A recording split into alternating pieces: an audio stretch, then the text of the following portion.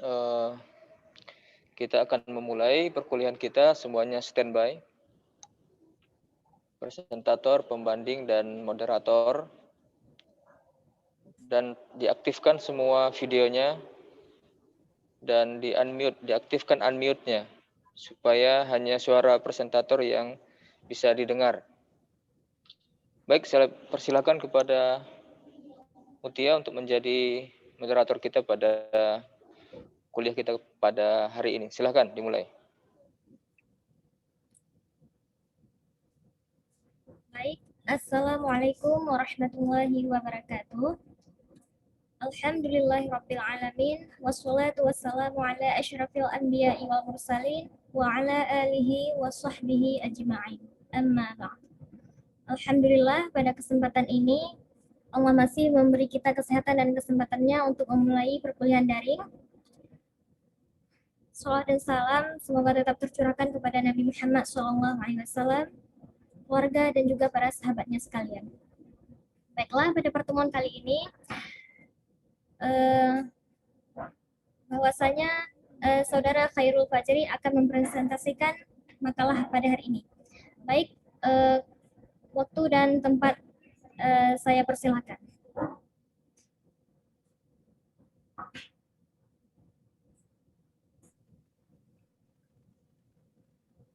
Assalamualaikum warahmatullahi wabarakatuh. Alhamdulillahirabbil alamin. Wassalatu wassalamu ala asyrafil anbiya'i wal mursalin wa ala alihi wa ashabihi ajma'in. Amma ba'du. Yang saya hormati dosen pengampu mata kuliah teori takhrij hadis Bapak Dr. Asrad Mabul Faza, dan teman-teman yang saya hormati semuanya. Baik, di sini saya ingin mempresentasikan hasil daripada kerja saya. Saya dari kelompok 3. Judul materi pada hari ini yaitu tipologi kitab-kitab takhrij. Langsung saja, ada 2 pembahasan. Yang pertama, metode dalam takhrij hadis serta kitab yang dibutuhkan dalam metode tersebut. Yang pertama, takhrij melalui lafaz dalam matan hadis. Saudara Khairul Fajri, Kitab yang diperlukan bisa di-sharekan makalah? Sudah saya jadikan host.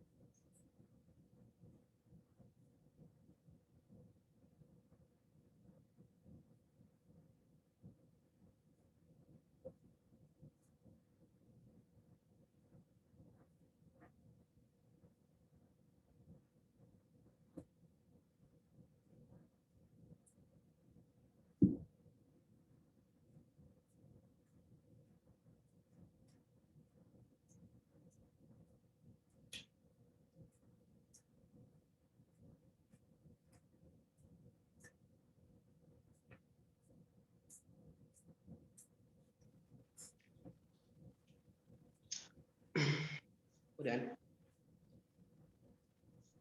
Oke, saya ulangi.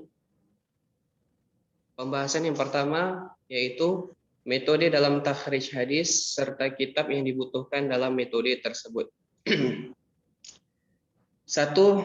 Takhrij melalui lafaz dalam matan hadis. Kitab yang diperlukan dalam metode ini yaitu Al-Mu'jam Al-Mufahras li Al-Faz Al-Hadis An-Nabawi karya A.J. Wensing. Yang kedua, takhrij melalui lafaz pertama dalam matan hadis. Kitab yang dibutuhkan dalam metode ini yaitu Al-Jami' As-Saghir min Hadis Al-Bashir An-Nazir karya Imam Suyuti.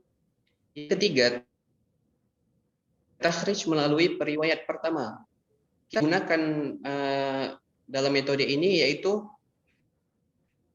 semua kitab musnad dan kita ingin menjelaskan, kita menyampaikan penggalan hadis, tidak secara keseluruhan hadis, hanya potongan-potongan hadisnya saja. Kemudian yang keempat, takhrij melalui tema hadis. Kitab yang digunakan yaitu kitab Kanzul Ummah fi Sunan Al-Aqwal wa Af'al karya Muttaqi Hindi. Yang kelima, takhrij melalui kualitas hadis. Jadi kitab yang digunakan yaitu kitab-kitab yang memuat hadis-hadis mutawatir, hadis qudsi, hadis masyhur, hadis mursal dan hadis maudhu. Kemudian poin yang kedua yaitu kitab-kitab hadis takhrij, kitab-kitab hasil takhrij hadis. Kitab yang pertama yaitu kitab Muhazzab yang ditulis oleh Abu Ishaq As-Sirazi. Yang kedua, kitab Al-Mukhtasar Al-Kabir yang ditulis oleh Ibnu Al-Hajib. Yang ketiga, kitab Nasab Ar-Rayah li Ahadis Al-Hidayah yang ditulis oleh Al-Marhinani. Yang keempat yaitu kitab Al-Kashaf yang ditulis oleh Al-Zamakhsyari.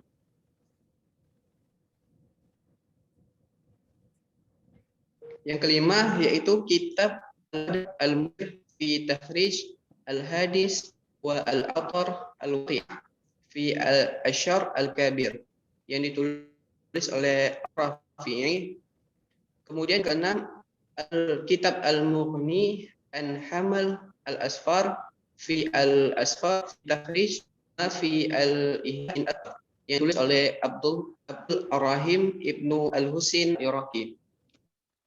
Kemudian saya ingin menambahi seperti yang dijelaskan oleh Ustadz pada 2 minggu yang lalu, kitab yang ditakhrij itu merupakan kitab-kitab yang memuat sebuah hadis, namun hadis itu tidak disampaikan kualitasnya. Jadi kitab apapun itu yang di dalamnya ada memuat hadis yang tidak dijelaskan kualitas hadis tersebut, maka kitab itu bisa untuk kita tahrij.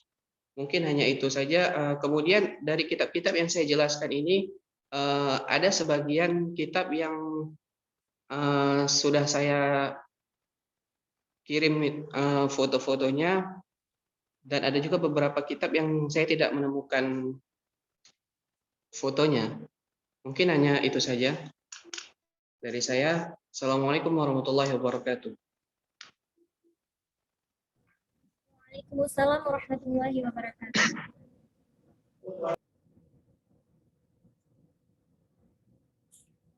Baik, selanjutnya kita akan memasuki ke tahap perbandingan. Itu yang akan disampaikan oleh Saudari Putri Wulandari sebagai pembanding. Silahkan, Putri Wulandari. Saya persilakan.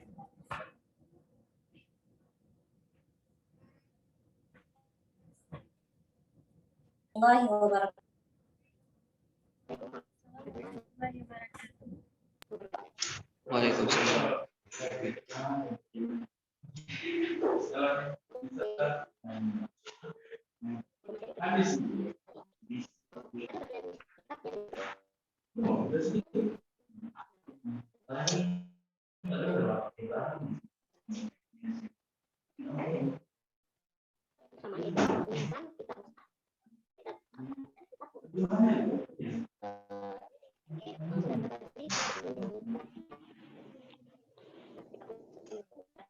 Coba Putri pakai headset.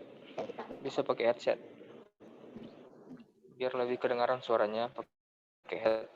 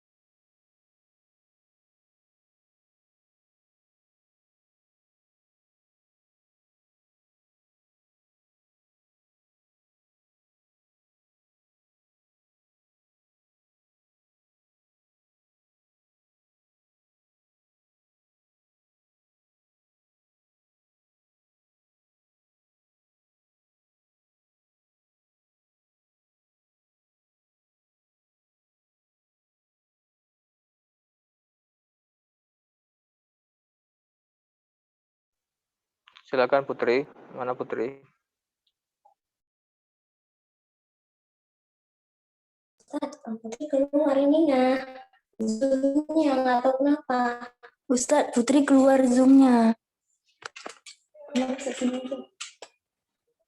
Masuk kemari aja Ustadz, boleh?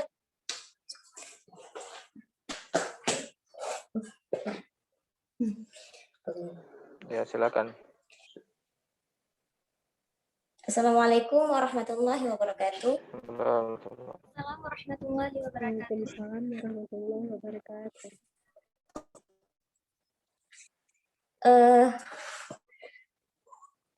Baik, hari ini saya sudah membaca PowerPoint pada materi hari ini. Pada bagian kitab yang diperlukan untuk metode yang digunakan, pada bagian ketiga yaitu takrij melalui periwayatan pertama, di situ Anda menyebutkan kitab yang diperlukan itu kitab musnad, kitab atrof, dan kitab mu'jam. Di sini Anda tidak menyebutkan nama kitab musnadnya, kitab atrofnya, dan kitab mu'jam. Sedangkan dari buku yang saya baca yaitu buku metode takrij hadis, di sini banyak sekali nama-nama kitab musnad dan juga kitab mu'jam. Kitab musnad contohnya seperti kitab musnad Ahmad bin Hambal, musnad Abu Daud Sulaiman bin Daud Al-Tayalisi, lalu yang lainnya. Dan di sini juga kitab mu'jam, ada juga kitab Al-Mu'jam Al-Kabir, ada kitab Al-Mu'jam Al-Awsat, dan kitab Al-Mu'jam Al-Saghir. Pada bagian metode dalam takrij hadis serta kitab yang dibutuhkan dalam metode tersebut, di sini Anda juga tidak menyebutkan apa peranan kitab yang diperlukan tersebut terhadap metode yang digunakan sebagai takrij hadis. Anda tidak memaparkannya di PowerPoint Anda. Dan di setiap PowerPoint dan setiap poin-poin takrij tersebut, Anda tidak membahas bagaimana penggunaan takrij tersebut terhadap hadis. Contohnya yang pertama itu ada takrij melalui lafaz dalam matan hadis. Di situ Anda tidak menjelaskan bagaimana cara mentakrijnya dan juga Anda tidak memberikan contoh dari hadisnya.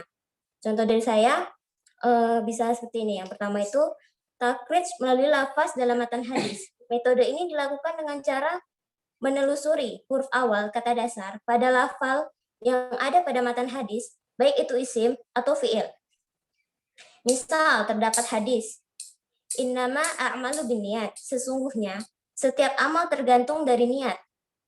Dalam penggunaan takrij ini, hadis ini dapat ditelusuri dari lafal al-a'mal, dari ain sebagai huruf awal dari kata dasar al-amal, yakni amal atau amalan. Dan seterusnya memaparkan contoh sesuai dengan takrijnya. Selanjutnya, pada kitab hasil takrij hadis, di sini Anda hanya menyebutkan empat nama kitab takrij hadis. Dari yang saya baca, saya membaca di jurnal, nama kitab hasil takrij hadis itu ada 10. Anda kurang menambahkan 4 lagi. Seperti yang ketujuh itu kitab takrij al-Turmuzi, kitab Takhizul Kabir fi takrij al-Hadis di Syarhil Wajizil Kabir, kitab Ar-Rafi'i, tulisan Ahmad bin Hajar Al-Asqalani, dan kitab Al-Adari Takhrij Al-Hadisil Hidayah, tulisan Al-Hafidh Ibnu Hajar. Dan yang ke-10 itu ada kitab Tuhfatur Rawi fi Takhrij Al-Hadis Baidawi, tulisan Abdur Rauf Al-Munawi. Dan di sini Anda seharusnya mencantumkan tahun wafat dari setiap penulis kitab-kitab hasil takrij hadis tersebut.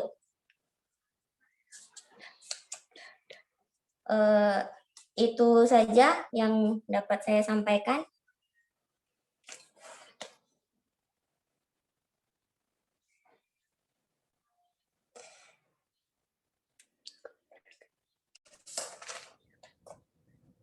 terima kasih pada Saudari Putri Wulandari telah membandingkan materinya.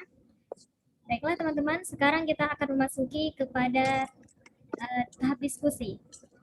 Baik, dari teman-teman yang ingin bertanya, silakan untuk bertanya.